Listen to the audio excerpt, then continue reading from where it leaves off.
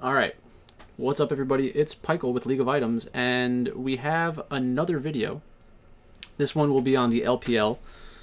Um, so let's see what happened in the off season. I haven't really had my finger on the pulse in the LPL recently. Dominus is now TT, but let's go through the rosters and think about what we thought of these teams last year, and hopefully that'll put us in a good spot for the beginning of this season. So first up, we have BLG. So Billy Gaming was an okay team last year. They were pretty competitive once. Wait, they were. Yeah, they were pretty competitive once Hacker came or Meteor came back. Who am I confusing them with? No, yeah, BLG was pretty good by the end of the season. Ali and Bew from V5.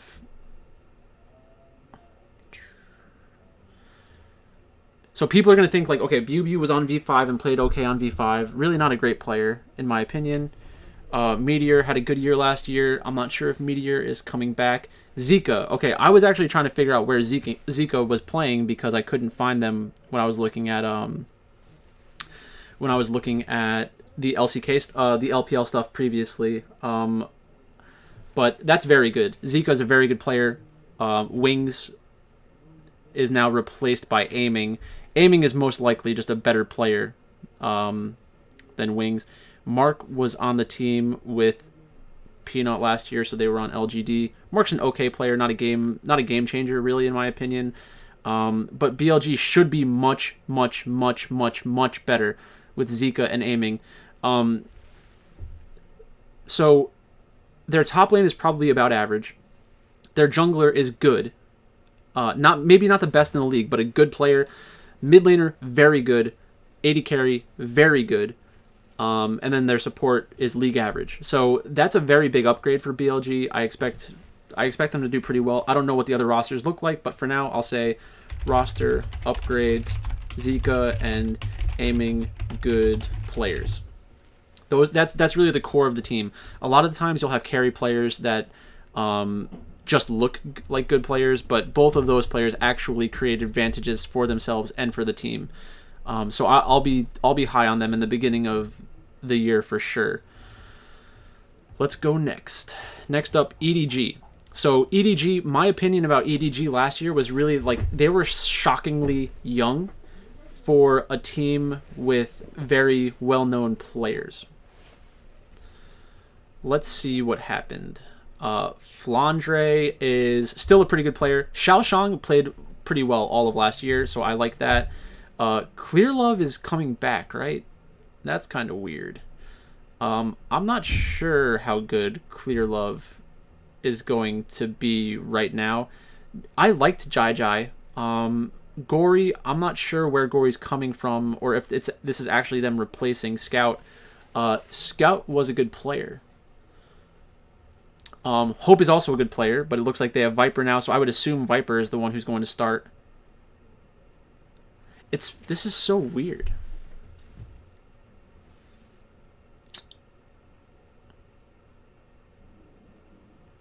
Okay, so again, this is a spot where I don't know what's going on here. But I do like a lot of these players.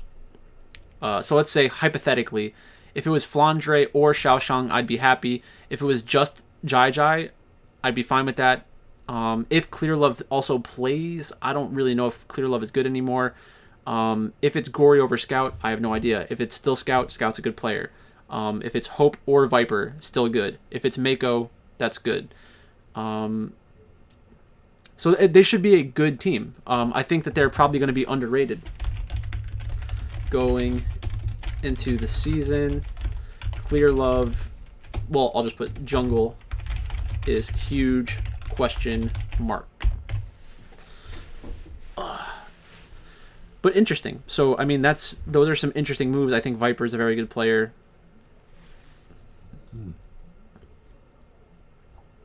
Let's go to E-Star.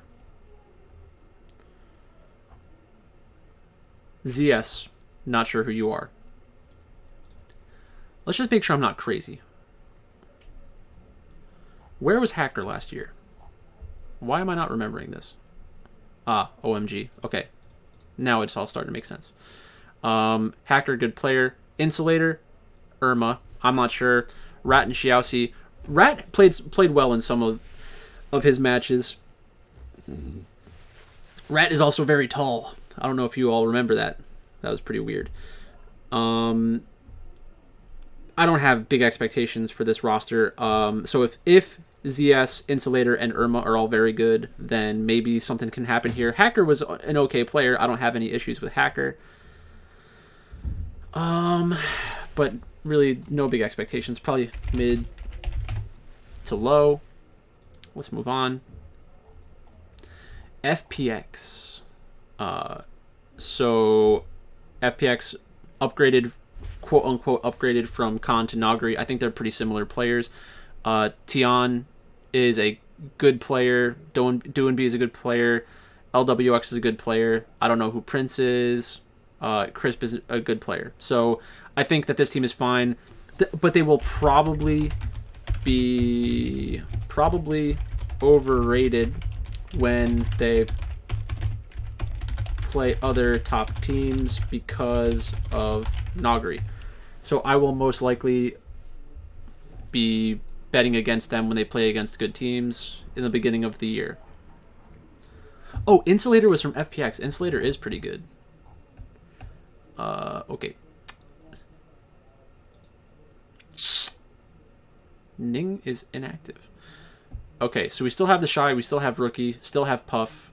Maybe it's Puff, maybe it's Snow or Wink. I don't really care. Balon, Lucas, Southwind. I don't really care. They're still a very talented team. The Rookie is one of the best mid laners in China. The Shy is one of the best top laners in China. I know that people probably disagree with me about that, but I can't change that. Puff. I didn't like Puff last year. When you have Rookie and the Shy on your team and your job is to go even, it's kind of tough though. Balon, Lucas, Southwind. Balon, Southwind, and there was someone else that also played support. Leon is gone. Leon had a bad year last year,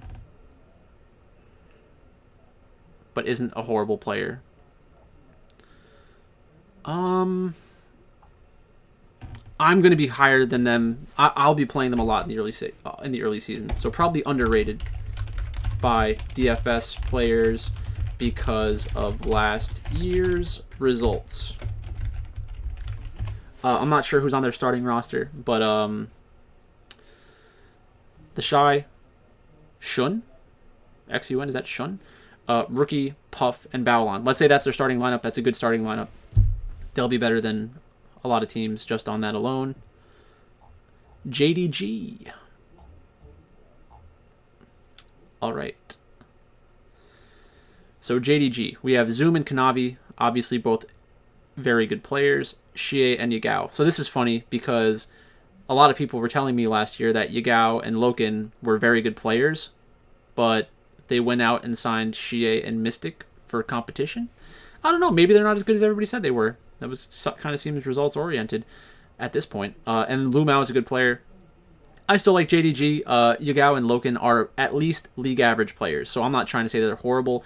I think that Xie's upside is very similar to the peaks that Yagao had last year, but Xie can do that on bad teams. So I wouldn't be shocked if Xie ended up replacing Yagao. I would be more surprised if Mystic replaced Loken.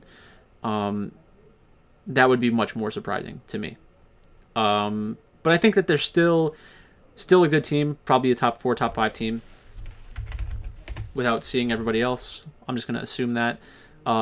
Actually, okay, Kanavi this year will probably be even better than last year because of the meta. So that's very important to watch out for. I think that's where people might just be wrong.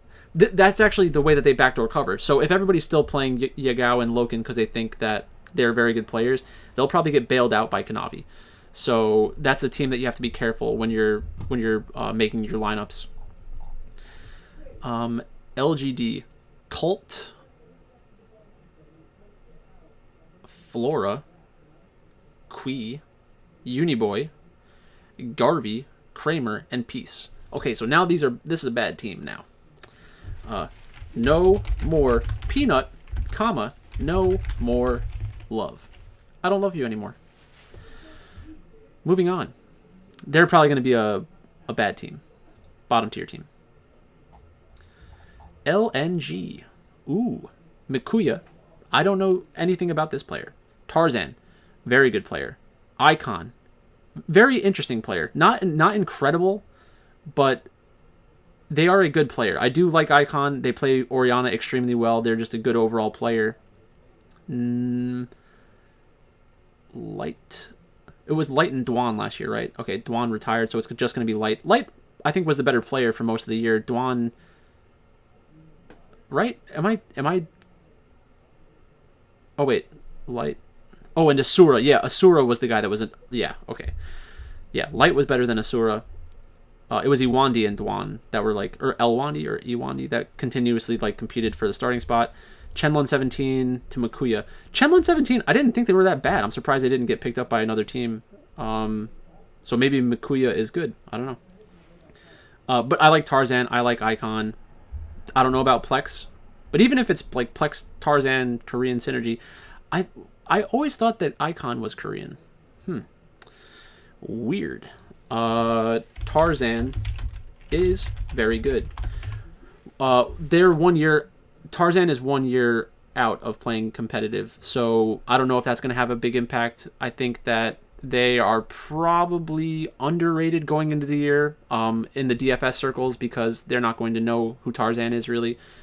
So probably lower ownership than there should be. In matchups against good teams, I could see them taking like a series off of a good team.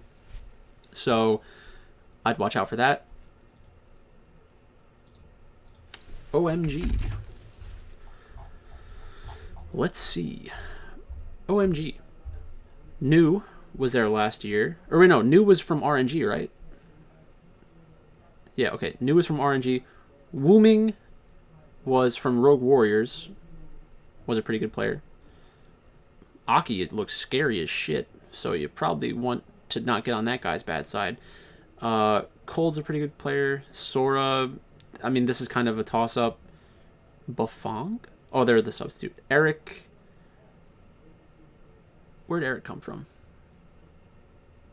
Joins from Academy roster. Okay. Eric was good. I remember Eric being good. Wooming's a pretty good player. Bright. I don't know who Bright is. Aki looks scary as shit. Don't mess with that guy. New is a league average player. Actually, is New better than league average? Wasn't New like a sort of sometimes a hard carry for RNG? Maybe this team is probably better than I think it is. So I'm going to put could be sleeper mid tier. But that depends a lot on Aki and Eric. So probably could be sleeper mid tier.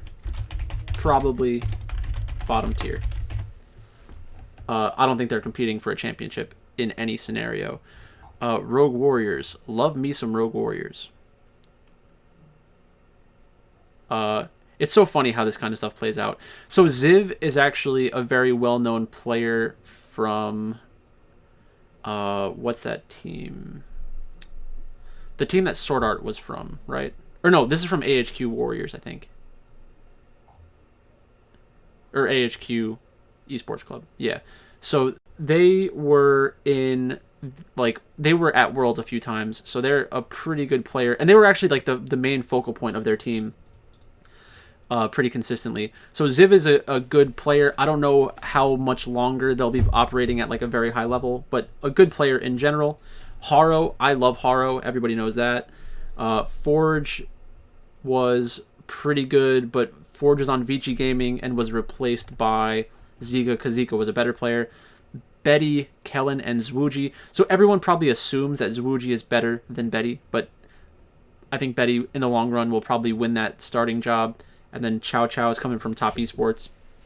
A good team, an interesting team. We are starting to see like a second tier of teams kind of play out, like LNG, OMG, Rogue Warriors. They'll all be somewhat similar. It'll depend on like how good their unknown players. Actually, not Rogue Warriors doesn't really have any unknown players, which maybe that's a bad thing. Maybe name recognition gets them too much love. That'll be interesting. Solid roster though. Whether or not it works out, it'll depend on meta and things of that nature. Okay. What?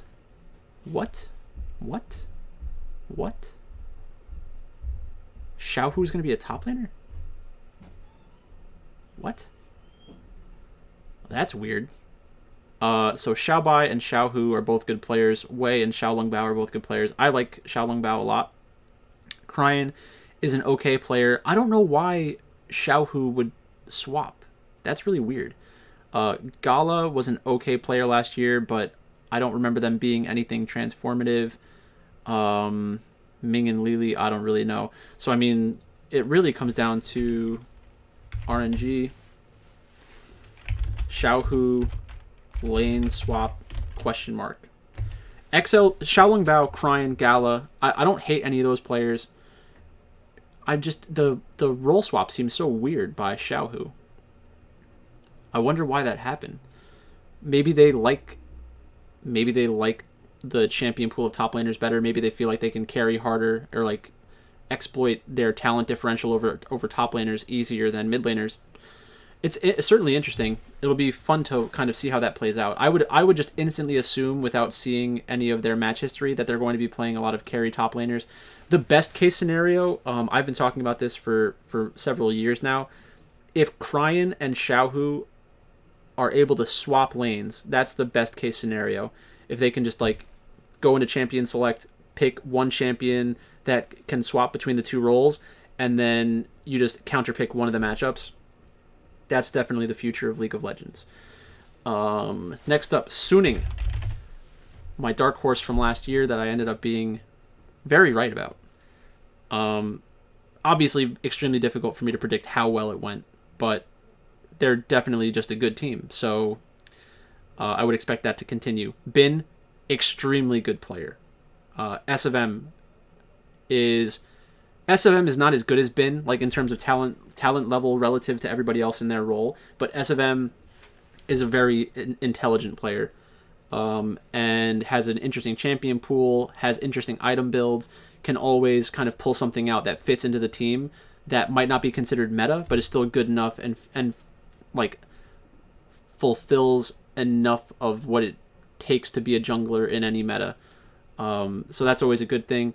Angel, good player, not a great player, but obviously good enough to go deep at Worlds. I think most of that really did come down to Bin, so people might give Angel too much credit as a player, but good enough to get carried. And Angel did have some really good games at Worlds, so I'm not saying that Angel can't play at a very high level. It's just that's not their team's go-to style. Huanfeng, obviously one of the best AD carries in the world. Jin Zhao coming onto the team is interesting. I'm not sure why they would do that. Maybe there's something about Jin Zhao I don't know. Like maybe they're very good at like helping other AD carries understand the game. Like maybe that's what they're trying to do there. And then On is replacing Sword Art. I think Sword Art by the end of Worlds was actually overrated considerably. So On has been in their system for about a year. A 17-year-old. There could be huge upside here. This is the kind of change that you could almost instantly see this player be just as good, if not better, than Sword Art mechanically, and then everyone else can kind of take on the shot calling and leadership duties, let On play like a psychopath, and then just be even better than they were last year. So Suning, the issue is, I think that Suning will be overrated. That's really what the issue is. I do love the team. They're one of my favorite Chinese teams because of how last year ended up playing out. But the chances of them replicating that seems kind of low to me. with all of these like really strong teams in the LPL. It's kind of a crapshoot of who actually makes it out and gets into Worlds.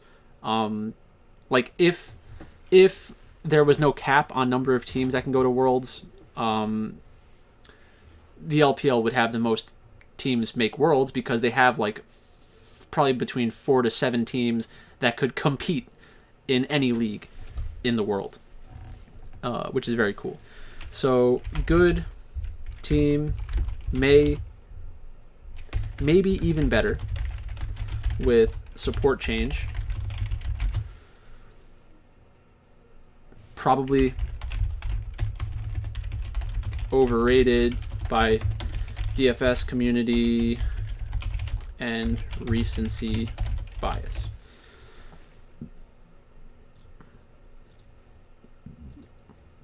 Which sucks. Like, I'm going to actively root for them when I watch them play, but I may not have as much exposure to them on DraftKings because I'm afraid of them being way too popular.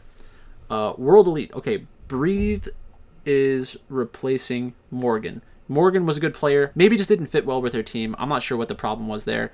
Beishang, I like Beishang a lot. Shanks is probably going to be the starter. Zhao Meng is a good player. Missing was here last year. He's a pretty good player as well, right? Yeah, okay. So, World Elite, still a good team. Hopefully Shanks is better than Teacher Ma. I think that the whole Teacher Ma thing was really overblown, but hopefully Shanks is better. Oh, this is this guy's from OMG. It was just a name change. Curse. Okay, yeah, Curse was good. Right? Curse was good last year. With like Curse and Hacker were able to put together some really good performances. I think Beishang is definitely better than Hacker, so maybe Breathe is even better on this team as well. So Beishang, Zhao Meng missing. Hopefully Curse plays just as well, if not better than Morgan, and Shanks plays just as well as, if not better than Teacher Ma. So potentially strong mid-tier team with upward mobility. I really do like Beishang a lot. And if Echo is as strong as I think Echo is right now, Beishang will be able to play it in the jungle a decent amount on stage, and that would be very good for them. So that's an interesting team. That's the kind of team that has the upward mobility similar to what Suning had last year. Like, nobody really expected it, but they ended up being a very, very good team.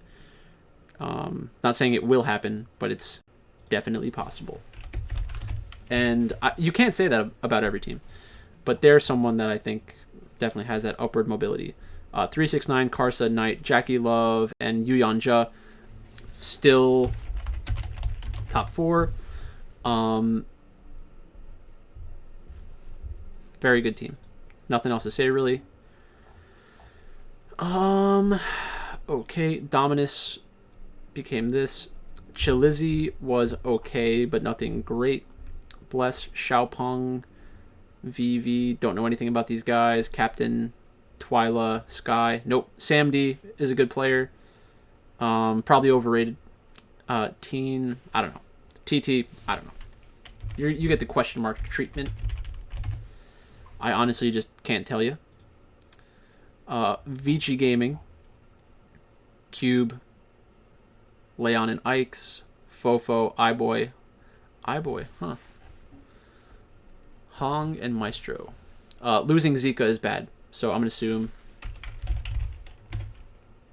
lost. Zika and Coma, probably bad. Probably bad. And then last, but certainly not least, everyone's favorite, the PP God. So Allies and Longxi. I mean, I hope that Longxi doesn't play. Allies was good enough last year. So Allies, Weiwei, Mole, Y4, PP God. Y4 replacing Samdi is interesting. I do like Mole. I do like Y4. So I think it's probable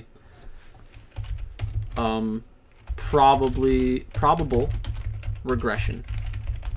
last year's results unlikely to be replicated, which I guess is kind of redundant, but I was already typing it out and I didn't stop doing it. That is basically it. Let's get these into the tier list. So BLG is very interesting to me. They'll be higher probably than you think.